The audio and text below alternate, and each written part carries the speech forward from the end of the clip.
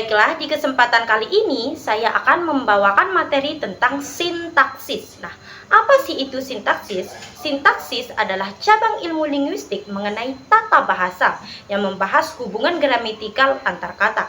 Jadi, yang perlu kita garis bawahi yaitu sintaksis itu membahas tentang tata bahasa, bagaimana bahasa itu tersusun secara rapi sehingga kita dapat memahaminya. Yang perlu kita tahu terlebih dahulu yaitu fungsi, kategori, dan peran sintaksis. Fungsi sintaksis yaitu ada subjek, predikat, dan objek. Kategori yaitu ada nomina, verba, adjektiva, ada verbial, numeralia, proposisi, konjungsi, dan partikel.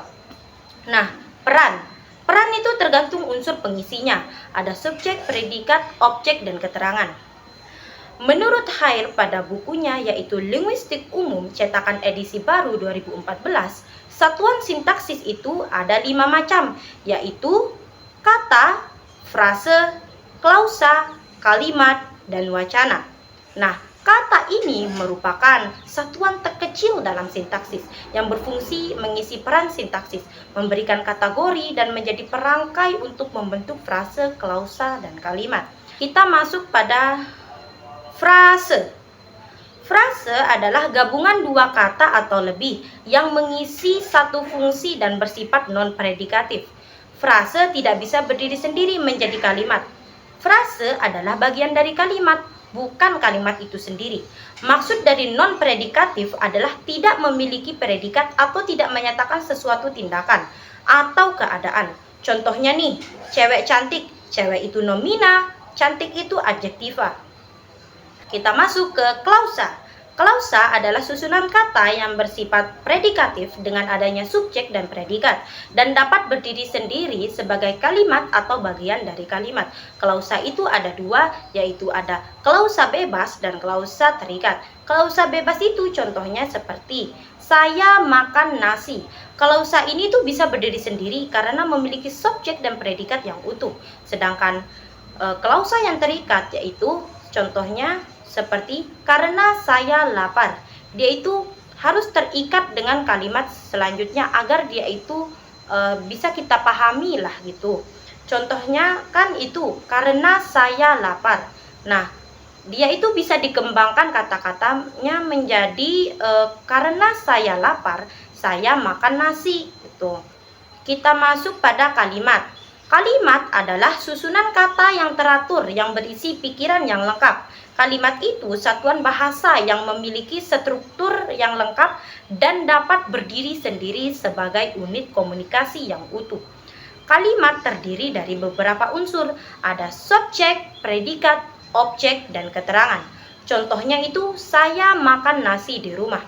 Saya itu merupakan subjek, makan itu merupakan predikat, nasi itu objek, dan rumah itu merupakan keterangan. Selanjutnya kita masuk pada wacana. Nah, wacana adalah satuan sintaksis yang paling besar di atas kalimat. Wacana ini merupakan satuan bahasa yang utuh dan lengkap. Maksudnya dalam wacana ini, ide atau pesan yang disampaikan akan dapat dipahami pendengar atau pembaca tanpa keraguan atau tanpa adanya kekurangan informasi. Banyak yang mengatakan kalimat itu merupakan satuan terbesar sintaksis. Namun, karena banyak yang kita temukan bukti, banyak kalimat yang kalau kita pisahkan dengan kalimat sekitarnya, itu tidak akan dapat berdiri sendiri. Nah, yang paling tinggi itu adalah wacana.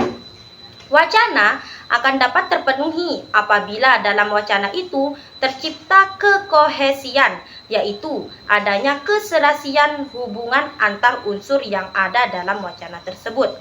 Bila wacana itu kohesif, maka akan terciptalah kekohesian. Ada juga wacana yang cukup dengan satu kalimat. Contohnya adalah jagalah kebersihan. Cukup dengan satu kalimat semua orang dapat mengerti. Kesimpulannya, sintaksis ini mempelajari tentang unsur pembentuk kalimat atau bahasa. Sintaksis ini mempelajari bagaimana kata-kata itu disusun menjadi satuan bahasa yang lebih besar, mulai dari kata, frase, klausa, kalimat, dan wacana. Sekian video penjelasan dari saya. Mohon maaf apabila ada salah kata dan kekurangan dalam video saya. Wabillahi taufik wal hidayah. Assalamualaikum warahmatullahi wabarakatuh.